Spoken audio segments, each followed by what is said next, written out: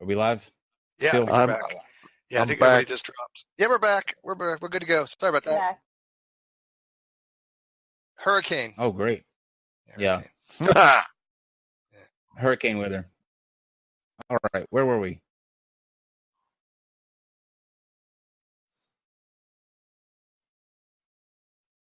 Okay. Damn hurricane stuff. We were getting towards the end of the and a half. We'll pick back up where we left off, and Steve, do super chats and audience questions. Yep. Yeah. Let us know when we're live. Yeah. Good talk, though, guys. Yeah, this is great so far. And I'm trying to. Y'all going to be able to. No worries. You're going to be able to help it out afterwards? Yeah, you got. We asked tough questions here. This is not an easy place to come, by the way. But I try to be fair, and I ask hard questions to both sides. So I mean, I'm not like trying to play favorites here or anything. You guys are doing pretty well, though.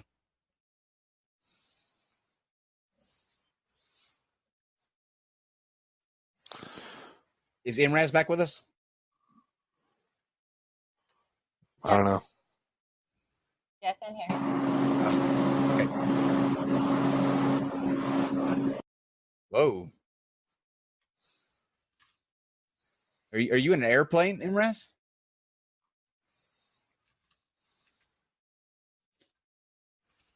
Okay. I'm muted. Yeah. You are. And we can hear you. Dave, do you just want to mute off? Start anew? I'm saying mute on. That's not working. I'm fucking stupid. Okay. Can you still hear the sound? No, not now.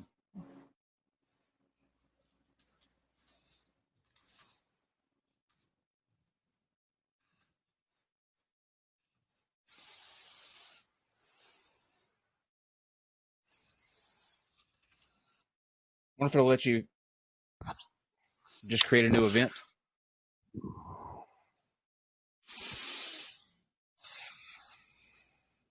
Why?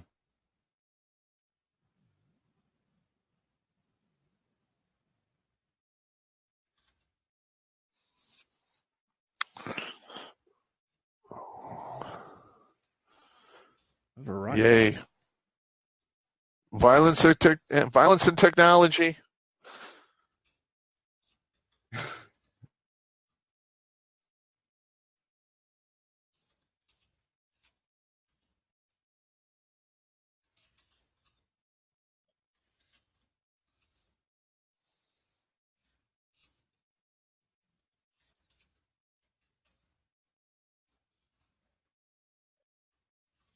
Cool.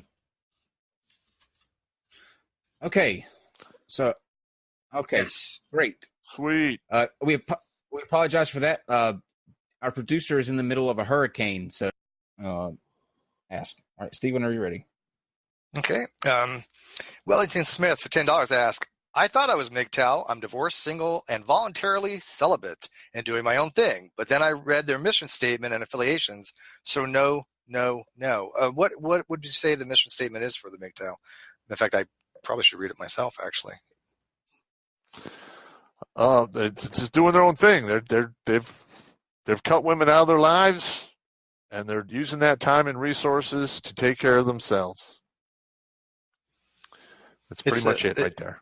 It says, MGTOW men going their own way is a statement of self-ownership where the modern man preserves and protects his own sovereignty above all else. That's basically it. Yep. Okay. Johnny V, $5.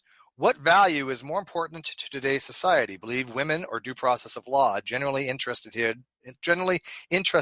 Love non-sex show. Thank you, Johnny. I think they're both. I don't see why they're exclusive. What about you guys? Due process. Emrazz? I don't think they're mutually exclusive.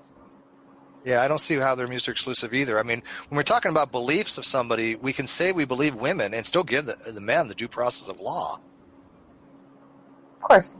So, I mean, my example is this. If you had a best friend and they said, hey, I went out and bought a puppy today, are you going to say, show me the evidence you bought a puppy? No, you're going to generally believe them because you build up a rapport with them, right? You believe their because they're telling you a story and you are making a decision whether that story is credible or not. We do this all the time, daily, with everything that, when we interact with people. It's a very social norm. So when you listen to somebody's testimony, there's nothing wrong with believing them and not saying to them, okay, show me all this overwhelming evidence. You can go just off the testimony, because the testimony is evidence. It's just not empirical evidence, right? Mr. Cook Jr., $5. Has he ever heard of the fallacy of relative privation? And by the way, this is one of my favorite fallacies. Do you know what the fallacy of relative privation is? It's so applicable a lot of times, isn't it? Because I deal with it a lot, actually. Let me explain. The fallacy of relative privation is basically saying, why should we care about this when we have all the other things that we need to talk about? And I say this a lot in the whole Catholic child sex scandals, because I'm a big advocate of explaining to people that I think that the Catholic Church has a huge problem here and should be defunded. And I'm very against, child rape, right? But then people will say, well, what about this other thing? There'll be a too cool fallacy. We have all these other problems that we need to deal with. Well, that's a fallacy, because we're not talking about those other things. But I'm not sure how that was applicable here.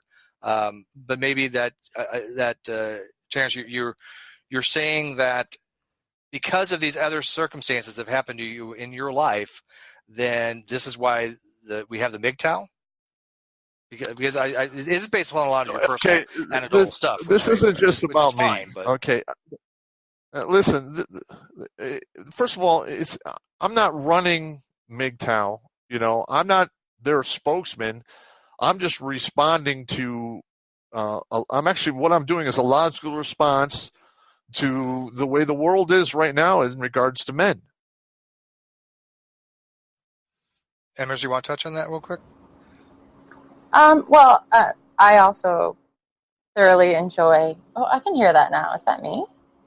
What's that? I don't hear Sound it. Oh, okay. The fallacy of relative privation, I think, could potentially apply to arguments where I don't know if it applies directly, but I feel like I could. Can you hear that?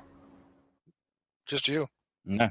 Okay. All right. Cool. It's fine if it's only me that can hear it. But the idea that men are not privileged because they have these harms that are going on, and so why don't you pay attention to this instead of paying attention to the privilege?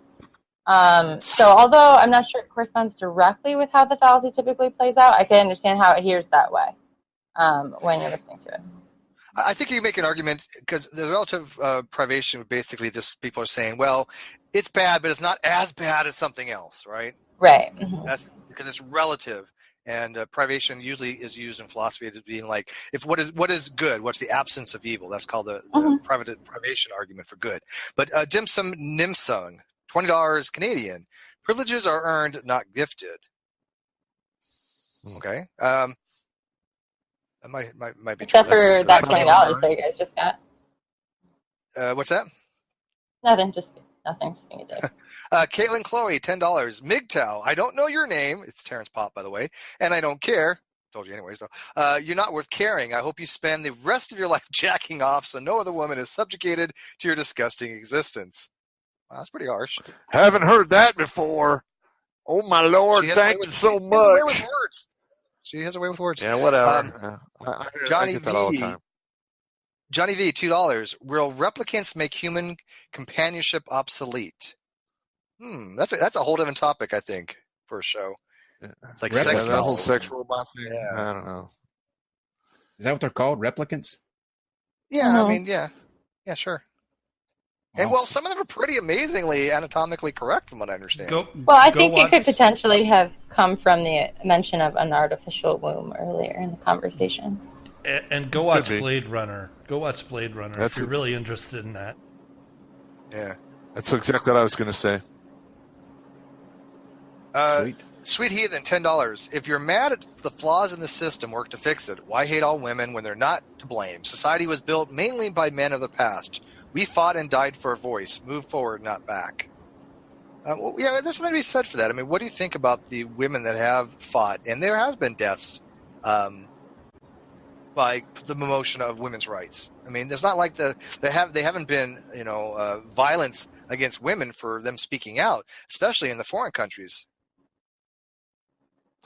Well, first of all, I don't really care what happens in foreign countries. I only care what happens in America. Maybe in a little bit too, because those guys are pretty cool. Why is that, if I can ask? I'm curious. Well, I really want to fix what's going on here in America. And if women want to do their thing in other countries, then that's their deal. I don't care. Okay.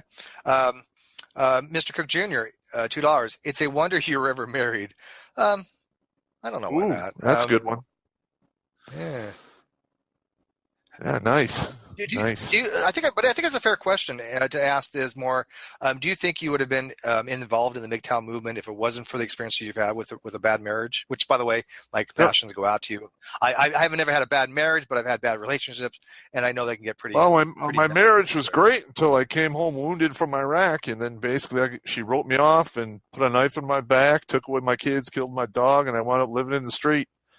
And then the system allowed that to happen. There was no compassion or support for me whatsoever. It was a rude awakening. And let me tell you, and if none of that happened, I wouldn't be doing this right now. So you think the system is more tailored for and geared toward the woman than the men? And by the way, I happen to agree a little bit. I've been in the court system. I think that they do give the advantage a little bit more to the women. Oh no, it's not a little bit more. I mean, statistically speaking, women get the. Well, I can't say that. I mean, I have primary custody of my daughter, so I won. She just happens to be with her mom now, so it's not like it's ubiquitous where it's always going to be for the mom. It generally speaking, I think on average, the mother's going to get possession more times than the men in the court system in child court. Is that true? It's 85 to 15, and that 15% that it goes to the men, 7% of those is uncontested. So when you back that percentage out, it's 93-7. We should ask Emrazz about this since she's a lawyer. You could probably speak to that. Emrazz is a lawyer. Yeah, can you address that for court? I mean, would you agree though that the women do generally get custody over men, typically in the court system? Yes. Yep. Why I do agree with that. Why is that the case? And what's the reasoning? Well, I think that first and foremost, I will say that I think there is some bias in the family court. I think it's one of the few institutionalized biases that exist in favor of women, and I disagree with it. I think it's also hyperbolized to an extreme degree because it's one of the few examples that exist. But I do think that there is some bias. I think there's considerably less bias than we typically hear, and I would argue that the foundation of that bias is still patriarchal in the sense that the reason that women have traditionally been awarded custody of children is because they were much more often stay-at-home mothers or primary caretakers of children during the marriage. And they are also viewed by many people in authoritative roles granting custody as having greater ability to take care of children or to be a primary caretaker. I don't necessarily believe that either of those things should be true. I do know that those are norms in our society. I also think that in the traditional marriage, much more frequently, the husband would have the opportunity to work a more demanding job, maybe less ability to care for children as a primary caregiver, unless they can also pay for full-time childcare or have a family member who can help. So whereas a woman would have already arranged those structures having been a primary caregiver, so logistically speaking, they may be able to provide for the court a plan that's more compelling. So, I mean, the last thing I'll say about it is, if it's true that 15% of men are getting